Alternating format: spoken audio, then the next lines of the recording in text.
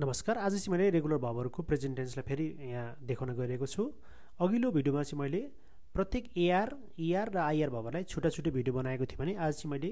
ती तीनटै रेगुलर भर्बहरुलाई एकै ठाउँमा राखेर यिनीहरुको बीचमा के भिन्नता रहेछ भनेर देखाउन गइरहेको छु। जस्तो एआर आउँदा चाहिँ यो कुरा थियो भने ईआर आउँदा यो थियो भने आईआर आउँदा यी कुराहरु चाहिँ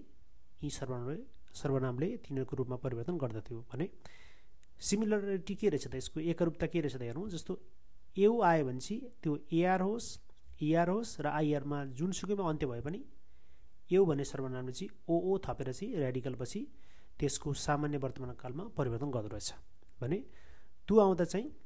रेगुलर भर्ब एआर छ भने त्यसमा एएस थपिँदो रहेछ भने अर्को रेगुलर भर्ब ईआर र आईआर छ भने तिनीहरुमा चाहिँ ईएस थपेर तिनीहरुको रूपमा परिवर्तन गर्छ वर्तमान कालमा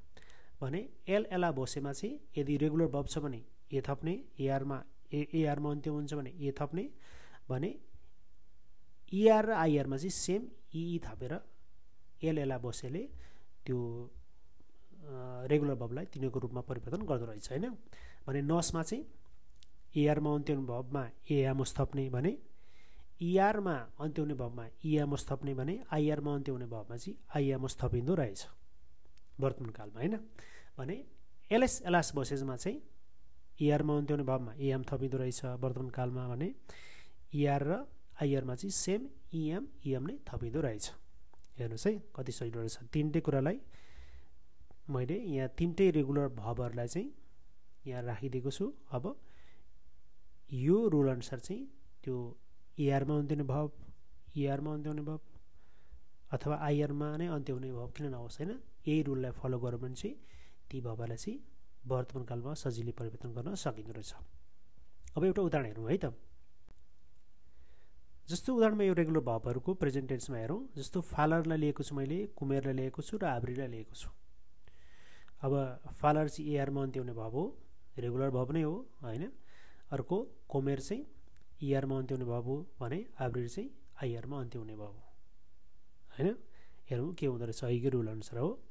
जस्तो एउ फालो एङ्ग्लिस भयो हैन। अब ओ नै थप्यो, यहाँ रेडिकल फाल पछि ओ नै थप्यो। त्यस्तैगरी एउ कोमो पेइस हेर्नुस् है, यहाँ पनि ईआर मा अन्त्य हुने भयो नि ओ नै थप्यो भने आईआर मा अन्त्य हुने भर्बहरु पनि हेरौं। एउ आब्रो पोर्ता ओ नै थप्यो भनिसकेपछि त्यो रेगुलर भर्ब एआर मा अथवा ईआर मा अथवा आईआर मा अन्त्य हुने जुनसुकै भए पनि एउ भन्ने सर्वनामले चाहिँ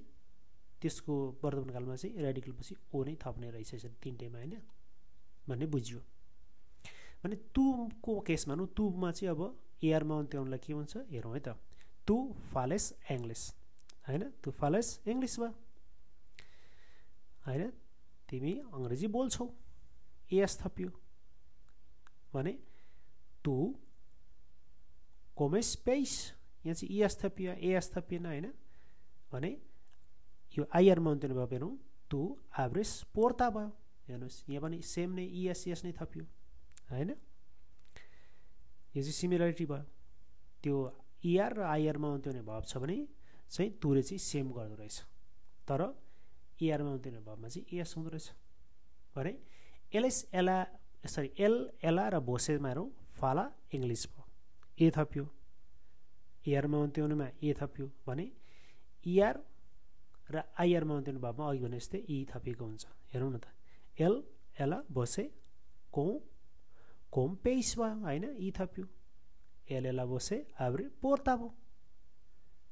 हेर्नुस् ई नै थप्यो। यहाँ पनि सिमिलरिटी देखियो हैन यो ईआर र आईआर मा हुनेमा। नसमा हेरौं। नस फालामोस एङ्ग्लिस हामी अंग्रेजी बोल्छौं भयो एआमोस थप्यो भने यो ईआर मा अन्त्य हुने भर्ब कोमेर छ, कोमेरमा चाहिँ नस कोमिमेस पेइस हामी माछा खान्छौं एआमोस थप्यो भने आईआर मा अन्त्य हुने भर्ब आब्रीमा हेरौं। नस आब्रिमोस पोर्ता हामी ढोका खोल्छौं हैन, आईआमोस थप्यो भने एलएस एलास बसेमा फालाङ एङ्ग्लिस भयो हैन, एएम थप्यो भने एलएस एला बसेसमा चाहिँ कोइ पेइस भयो एएम थप्यो भने आब्री बन्ने आईआर मा अन्त्य हुने हेरौं। एलएस एलास बसेस आब्रै पोर्ता भयो हेर्नुस्, यहाँ सिमिलरिटी भयो। यसरी यो उदाहरणबाट बुझ्न सकिन्छ कि अब यी सर्वनामहरुले चाहिँ एआरमा अन्त्य हुँदा यो थप्ने रहेछ रातो अक्षरमा दिएको होइन भने इआरमा थप्दाखेरि इ हुने रहेछ इआरमा अन्त्य हुने भयो भने आइआरमा अन्त्य हुने भयो भने इ हुँदो रहेछ अब यो टेबललाई राम्रो स्टडी गर्यो भने चाहिँ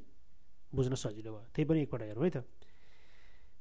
त्यो भब चाहिँ एआरमा अन्त्य हुने अथवा इआरमा अन्त्य हुने अथवा आइआरमा अन्त्य हुने जुनसुकै भए पनि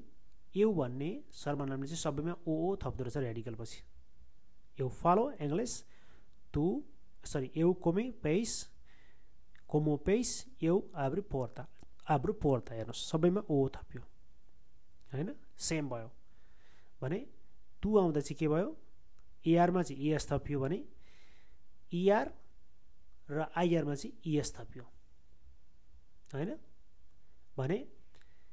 एल एला भोसेमा ए थप्यो एआरमा अन्त्य हुने भावमा भने एलएस एल एला भोसे कोमो पेस भयो एल एला भोसे आब्रे पोर्ता भयो यसमा नि इ नै थप्यो इआरमा र आइआरमा अन्त्य हुने भने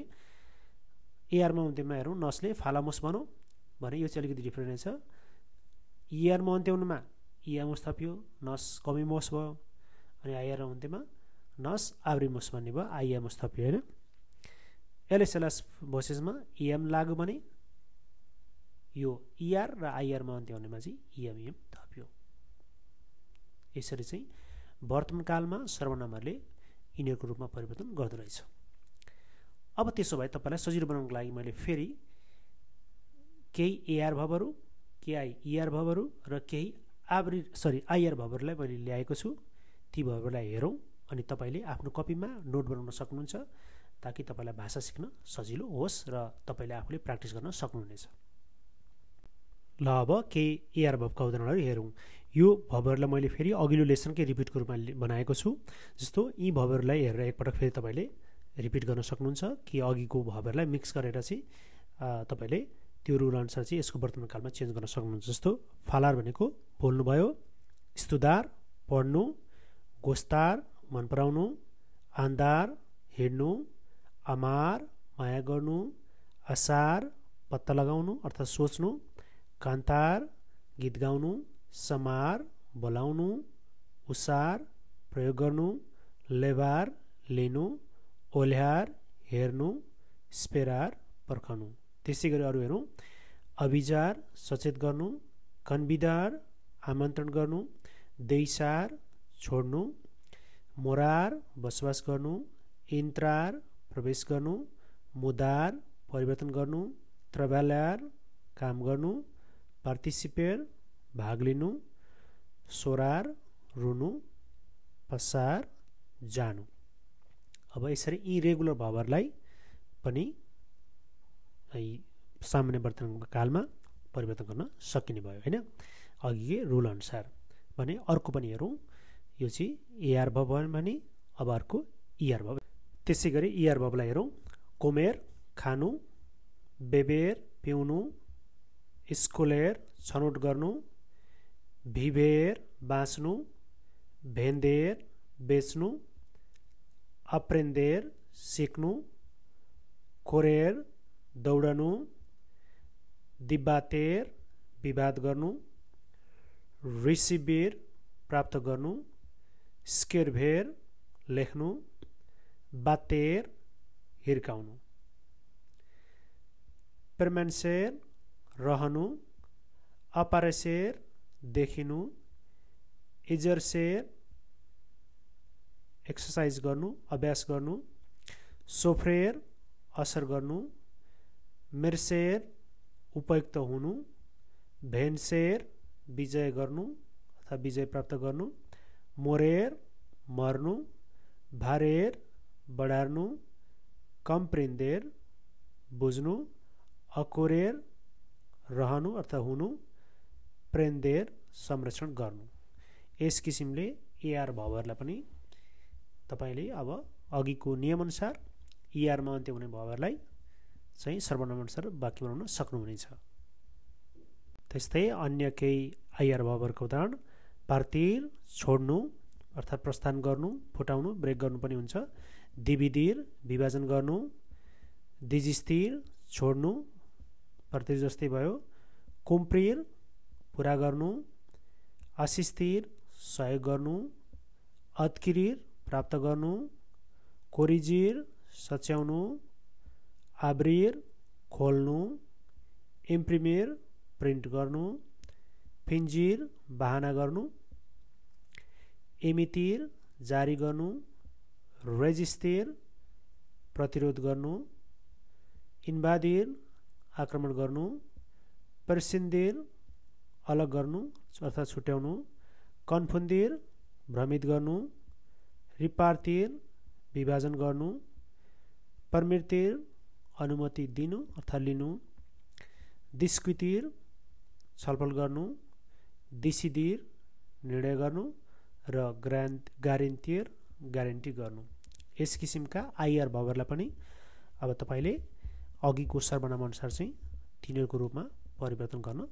सक्नुहुनेछ वर्तमान कालमा। हवस् त आजको कक्षाबाट पनि तपाईले